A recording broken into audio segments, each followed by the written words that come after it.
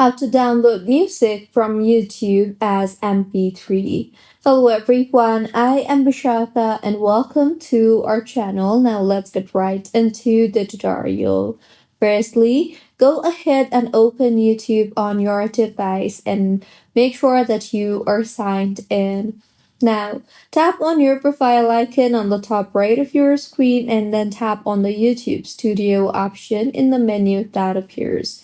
Now from the left side toolbar, scroll through and you will see the option for audio library. Tap on that and now you will be able to see a bunch of options available in here. Simply scroll through and navigate to the audio that you want to download and you will see the option for download there. Simply tap on the download option you see there, and with this, the file will be downloaded. You can then tap on the downloads option, and as you can see, the MP3 has been downloaded on my device. So this was about how you can download music from YouTube as MP3 file. If you find this tutorial helpful, please like the video and do comment if you have any queries.